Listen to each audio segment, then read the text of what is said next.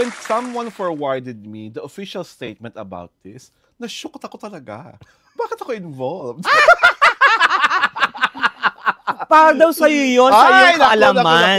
My Ito po God. si Alvin Ignacio, The Diva That You Love. Kasama ko ang aking kumaring Utsa Maldita. Hi, this is Alex Brosas. Kayo po ay nanonood ng The TT Show. Ang tayo na talakayang Showbiz Edition. An official statement about this matter has been made public with the pamunuan of these two actors. At ang two actors na involved ay si Sian Lim at si Luis de los Reyes na pinagdidiinan ng pagtanggi na wala silang supling. Never silang nagkaanak. At ang nabaliw ako sa nag-forward sa akin, ito talaga ang kanyang quote.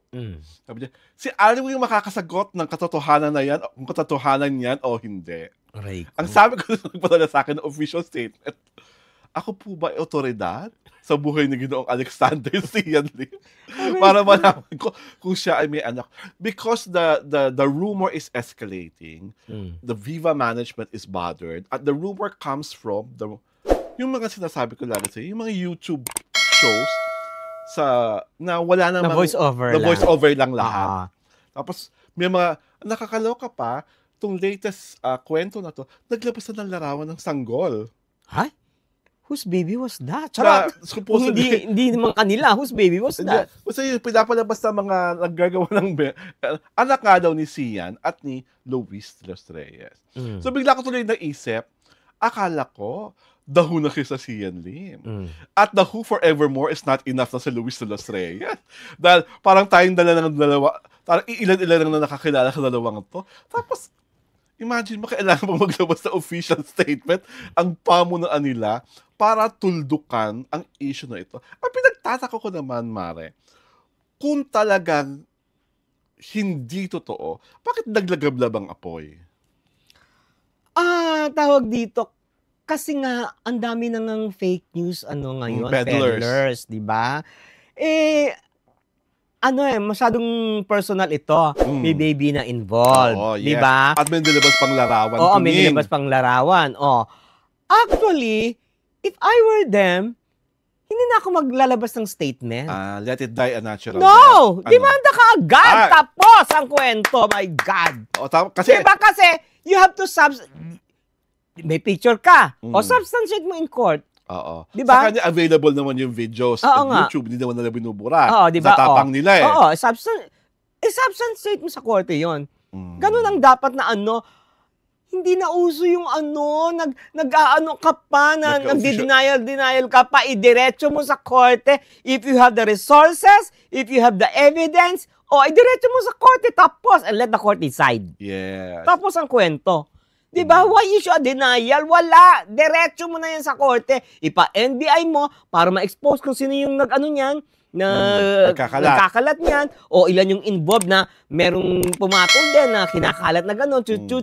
Because that's the only way to defend these celebrities. Saka ganon. Ang nakakaloka lang kasi dyan is that... At saka, why the management? Hindi yung dalawa mismo. Hindi, ako ang feeling ko, the reason why knowing Sian, he's not going to dignify something, lalo na alam niyang hindi ito totoo. Ganun talaga ang style niya. Diba? Ewan ko naman kay Luis de los Reyes kung ganun rin ang style niya. Pero kasi diba, if Luis de los Reyes is like a starlet of pantry proportion, she's pero going to milk... yan sa alakdanan. She's going to milk this, she's going to milk this situation dry. I don't think so. Diba? Yun nga, kaya hindi siya ganun wala siyang ganung... wala siyang ganung imahe, wala siyang pakialam dyan. Magkalat kayo, kaya siguro nga, it already came to a point na siguro OA na for the Viva management na baka maaring nagtatanong na yung mga kung may endorsement man tong dalawang to, kung may kontraktang mga dapat protektahan. Kaya nag-issue sila ng statement. Yun ang basa ko dun eh. Pero if I were the one handling them, diretso. Para magkagulatan tayo. Diba? Magulat kayo, nakademanda na kayo. Ano ba naman? Hindi ka na nga nakikita ng mga tao. Magsalita ka kaya tungkol dyan. Diba? Aminin mo na tayo.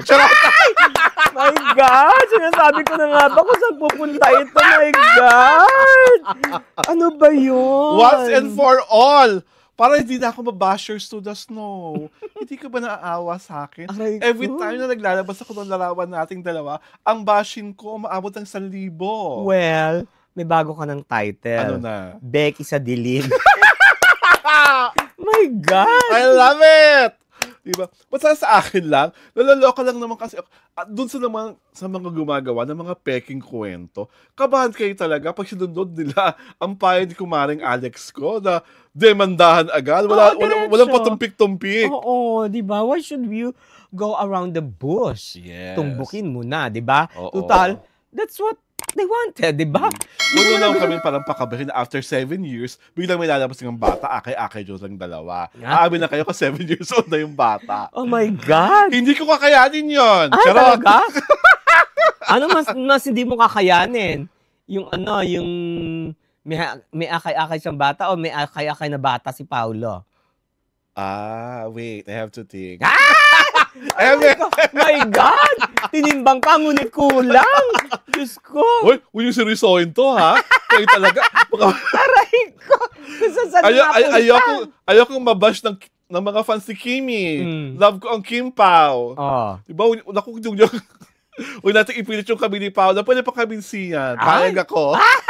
Aray ko, my God. So you mean you're closer to Sian than to Paula?